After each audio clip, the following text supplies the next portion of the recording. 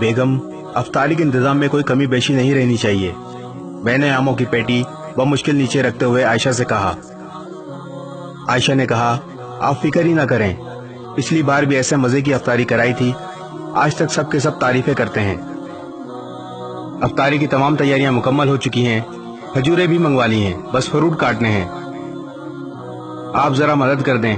मैंने छुरी ली और आयशा की मुखालिफ से बैठकर फ्रूट काटने लगा। कुछ ही देर में अफ्तारी के तमाम इंतजाम मुकम्मल हो गए और सहन में सजे डाइनिंग पर लगा दी। दोस्तों और रिश्तेदारों की आमद का सिलसिला भी शुरू हो गया। अफ्तारी का वक्त हुआ और सबने अफ्तारी की और खुशगपियां करते हुए खाना खा रहे थे। सब खाने से फारिग हुए।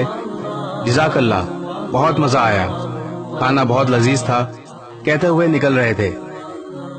मैं हाथ धोने बेसन पर गया तो साथ ही मेरे कान में एक बच्ची की आवाज आई।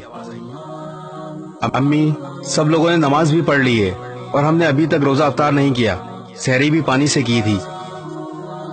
मेरी आंखों के आगे अंधेरा छा गया। ये आवाज पड़ोसियों की 12 साला बच्ची की थी। मैं ये जानते हुए भी ये अखलाकियात के खिलाफ है, दीवार से उनके घर में झांकने पर मजबूर हो गया। देखा कि वो बच्ची अपनी माँ के सर पर खड़ी थी और उसकी माँ चारपाई पर सर झुकाए बैठी थी। मैं ये सब देखकर जैसे पत्थर का हो गया। इसकी माँ ने सर उठाया तो नजर मुझ पर पड़ी। इसकी आंखें आंसुओं से भरी थीं। मुझ पे नजर पड़ते ही जबरदस्ती मुस्कुराई और चादर से आंसू पोंछते हुए कहने लगी, भाई कैसे हैं आप? ये लड़की बहुत जिद्दी है, अभी खाना खाया है और फिर जिद कर रही है। मैं ये सोच रहा था कि अफ्तारी करते वक्त जब सब बार बार खाने की तारीफें कर रहे थे तो वो सब इन्होंने भी सुना होगा तो क्या बीती होगी इन पे। मैंने अपने आप को बड़ी मुश्किल से मुतहर्रिक किया और बिजली की तेजी से बाहर की तरफ लपका और बाजार की तरफ बढ़ा। वहां से हर वो चीज जो मैंने अफ्तारी में खाई थी लेकर वापस आया। इस बच्ची की बातें और बेवा के आंसू मुझसे बर्दाश्त नहीं हो रहे थे। मैंने आधे घंटे का सफर 10 मिनट में तय किया और आकर दरवाजे पर दस्तक दी। बच्ची ने दरवाजा खोला, मुझ पे नजर पड़ते ही मुस्कुराई। आपदीदा आंखें खुशी से चमक उठी। वो बेवा खातून ये सब देखकर बिलक बिलक के रोने लगी, जैसे इंसान का जब्त टूटा हो। मैं भी अपने आंसू ना रोक पाया।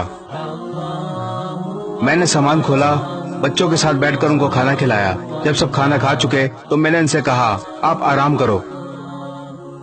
मैं वहां से चला और मार्केट से महीने भर का राशन लिया और दोबारा इनके घर आया। जब सामान रख चुका तो मैंने सोए हुए बच्चों की तरफ एक निगाह देखा तो जैसे सुकून आ गया। जब बाहर की तरफ चलने लगा तो खातून की आवाज आई, भाई अल्लाह आपको किसी का मोहताज ना करे।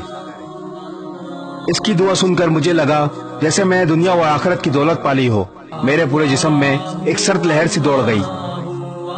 घर पहुंचकर सजदा शुक्र अदा किया और अल्लाह ताला से माफी मांगी। अल्लाह ताला मुझे माफ फरमा जो मैं अब तक इन बातों से गाफिल था। हम अपने खाते पीते घरानों के दोस्तों और रिश्तेदारों को खानों पर मदू करके समझते हैं कि बड़ा सवाब कमा लिया, लेकिन इस बारे में कभी नहीं सोचा क्या हमारी तरफ से मुस्तकीन तक इनका हक पहुंच रहा है। जरा नहीं, पूरा सोचिए। इस वीडियो को शेयर जरूर करें, हो सकता है आपके एक शेयर से ये बात किसी के दिल में उतर जाए।